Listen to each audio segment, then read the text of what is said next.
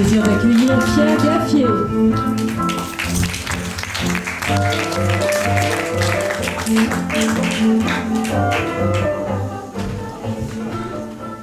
Oui, tu as remarqué toi aussi. Alors Pierre, on a eu le plaisir de te recevoir pour La Ville au mur dauphin en mars 2014, puis pour L'Homme au bras d'or en janvier dernier. La relativité expliquée aux enfants, c'est un peu des deux. C'est drôle, mais il y a une forme de gravité, sans mauvais jeu de mots.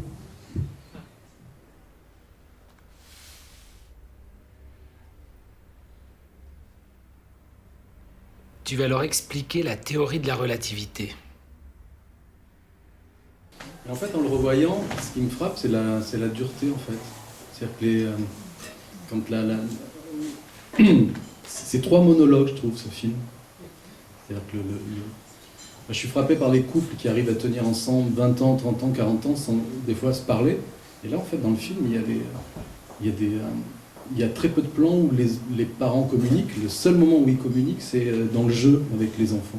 Ça m'a frappé à l'écriture, en fait. Enfin, on revoit plutôt, ça m'a pas frappé à l'écriture, ça m'a frappé en revoyant le film, en me disant, mais j'ai mis un blouson de cuir à la mère au début, il y a un petit côté Hells Angel, quand elle réveille son mari. Coucou. Coucou. Allez, viens, Nicolas. Quelqu'un un jour m'avait dit, en voyant le film non monté, en disant, ce qui me frappe dans le film, c'est le fait que cette famille va peut-être tenir grâce à Einstein, quoi. Grâce à rien, enfin grâce à un petit détail. Donc c'est un mélange effectivement de comédie et de réalité. Imaginons que moi, je suis un voyageur du train, je suis assis dans le compartiment et le train avance. C'est autobiographique ou pas du tout? Alors, bon, chère Mireille Dumas. Oprah Winfrey, s'il te plaît. Est-ce que c'est autobiographique? Oui, j'avais un père qui était extrêmement introverti, qui parlait jamais, mais dont je me souviens 30 ans après de toutes les paroles. Et j'ai une mère qui parlait beaucoup, qui parle toujours beaucoup. Bon, je me souviens aussi de certaines paroles, mais oui, il y a une part d'autobiographie, mais si on le sait, on l'écrit pas. Si on le sait, qu'on écrit sur soi, on n'écrit pas. Et je me souviens que pour Le Cœur des Hommes, Marc Lavoine a dit un jour à la télévision qu'il avait joué, donc il joue, je crois, enfin j'ai pas vu Le Cœur des Hommes depuis longtemps, mais c'est en voyant le film sur un écran qu'il avait dit « j'ai joué mon père ». Voilà, et il s'en était pas rendu compte.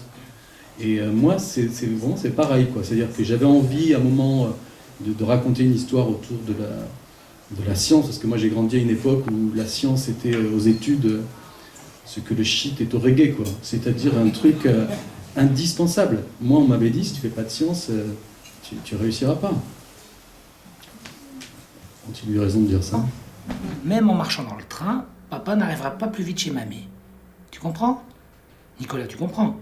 Parce que là, c'est relatif. C'est ça, la relativité. Toi, quand tu écris un scénario, tu sais. Donc, en fait, moi, j'ai envie de savoir comment ça se termine, en fait. J'ai envie de savoir ce qui lui arrive de l'autre côté de la porte. Est-ce que tu le sais? Est-ce que tu peux nous le dire? Si je voulais me la jouer, Philippe Garrel, je dirais, mais oui, je le sais, je ne le dirai pas. Mais je veux me la jouer moi-même, et oui, on a tourné une autre fin. On a tourné une autre fin, je l'admets, et où le petit garçon rentrait dans la salle, dans la classe, et puis l'institutrice disait « il fait trop beau pour étudier, on va sortir ». Et je me souviens vraiment très bien de ça, et on avait mis des lunettes au petit garçon, et voilà, et ça marchait très bien. Au montage, ça marchait très bien.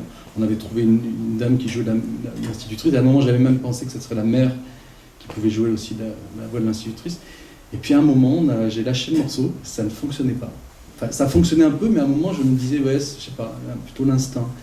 Et donc, en fait, ce qui m'intéressait aussi, pour être un peu plus, peut-être répondre à votre question plus simplement, c'est que dans le titre, la relativité expliquée aux enfants, il y a une idée qui pour moi est vraiment forte, c'est qu'on ne sait jamais vraiment à quel moment on touche les enfants. Et donc c'est relatif aussi. C'est-à-dire que derrière la relativité d'Einstein, le théorème scientifique, il y a l'idée que on ne sait pas, en fait. On ne sait pas. Et le dernier plan où le père est en suspens dans sa voiture, un peu l'air hagard, je ne pensais vraiment pas terminer sur ce plan. Mais plus les années passent, et plus je comprends pourquoi j'ai terminé là-dessus. C'est parce qu'il y a un vrai... on ne sait pas. Il y a souvent, quand on apprend que certains criminels étaient des enfants comme les autres, qui vivaient ni tranquilles, qui aimaient beaucoup leurs parents, ils passent à l'acte aussi. L'enjeu est de taille, mais on sent plus l'enjeu pour le petit garçon, que ça va déterminer sa vie entière, plus que pour la famille, ce que tu me fais remarquer. Oui, c'est vrai.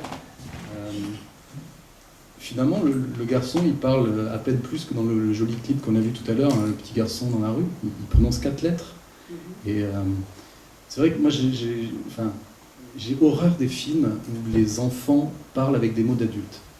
Enfin, c'est inévitable. Mais les téléfilms où les enfants ont toujours la bonne réplique au bon moment, personnellement, j'ai du mal à y croire.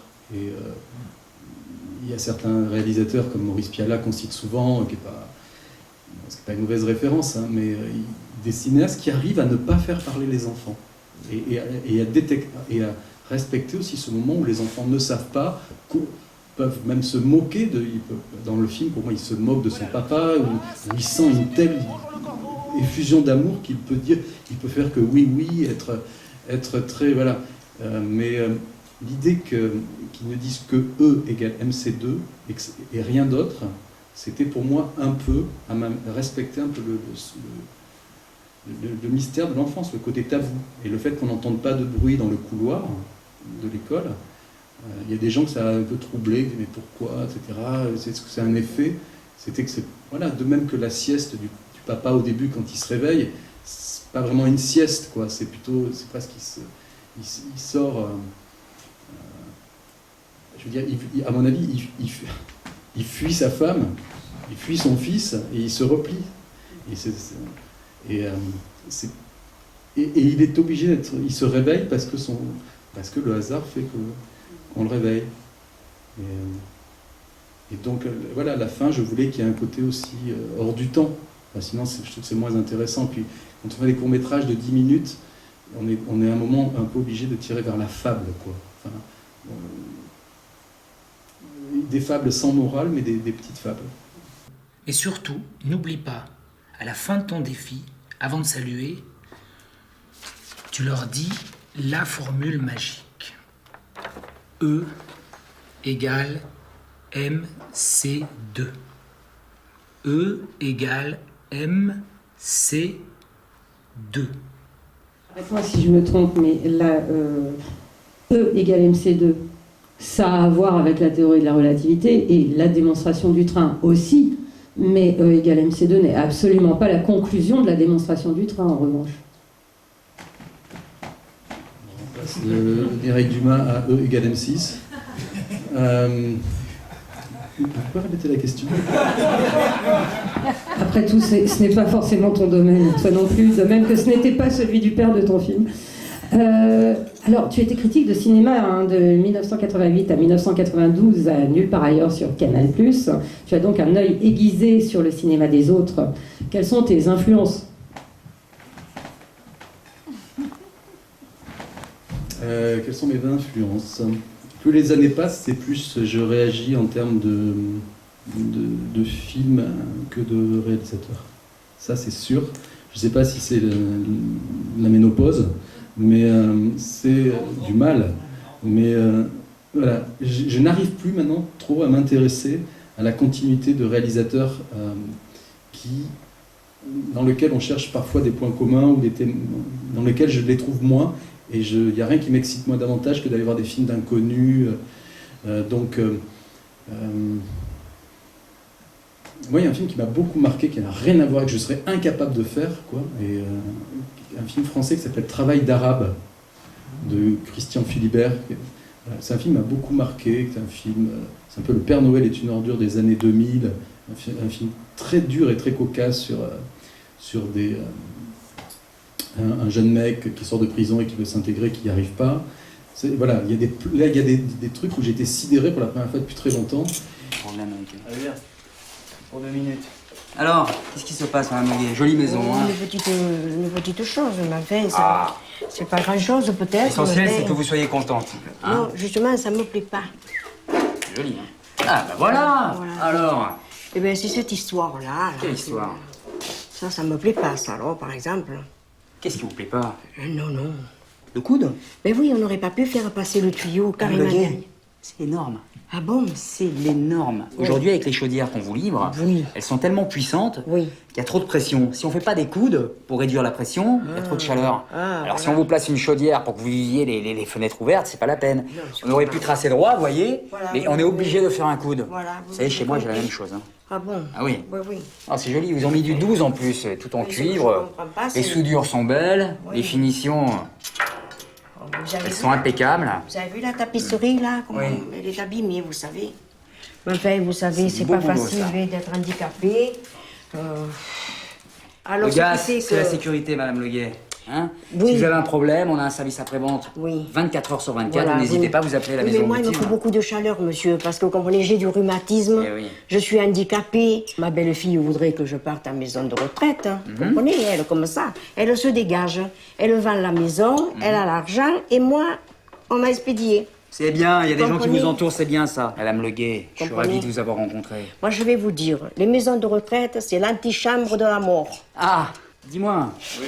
Tu passeras un petit coup de balai, puis tu laisseras la maison vraiment clean, parce que ça, c'est la marque finale de la maison Gutti. Hein. Voilà. Il est gentil, Momo, vous savez. Et puis sinon, mes influences, je sais pas. Tout à l'heure, hein, je marchais avec ma compagne devant la Philharmonie de Paris, le grand bâtiment, là, et je me suis dit, ce bâtiment ressemble au monolithe de 2001, Odyssée de l'espace. Il est posé. Donc, oui, c'est un Kubrick, pas très original. Une réalisatrice américaine que j'aime beaucoup qui s'appelle Miranda July, que j'espère que vous pourrez recevoir un jour, qui a eu la Palme d'Or en Caméra d'Or en 2006, qui a fait Moi, Toi et tous les autres, mais pour tous les autres, je pense que j'ai beaucoup d'influences communes avec tous les gens qui sont dans cette salle-là. Enfin, j'ai pas de... Il y a un film de Clint Eastwood que j'aime beaucoup, qui s'appelle Breezy, que très peu de gens ont vu, qui n'a pas du tout marché, et dont Clint Eastwood a été inconsolable pendant des années. Et cet échec a conditionné beaucoup de conneries ou de films, à mon avis, dans lesquels il ne croyait pas lui-même. Et ce qui m'intéresse aussi beaucoup dans les influences, c'est les films qui ne marchent pas, sur le moment. Parce que ça détermine tout, ça détermine ensuite les reniements que peuvent faire des réalisateurs. Et puis c'est tellement émouvant de voir un film 10, 15 ou 20 ans ou 6 mois après qui n'a pas trouvé son public. La question piège, que dirait ton ancien moi à 10 ans de ton moi actuel? Il me dirait, quand tu penses que quand tu étais petit, tu voulais devenir Michel Platini pour son idéalisme. Et c'est vrai que c'est un vaste sujet parce que quand on est âgé, on a du mal à retrouver les mots qu'on a prononcés quand on était petit. Surtout à une époque où il n'y avait pas de vidéo, d'enregistreur, etc. Donc, ouais, je pense qu'on a tous des comptes à régler avec l'enfance, mais des bons comptes, des comptes CONTE ou CONTE, mais essayer de retrouver les mots qu'on avait dans l'enfance. Je pense que c'est parce que les gens n'ont pas de compte à régler avec leur futur. Ils n'ont pas de compte, on n'a pas de compte à régler avec le futur, puisqu'on espère toujours que le futur sera mieux. Merci beaucoup, Pierre.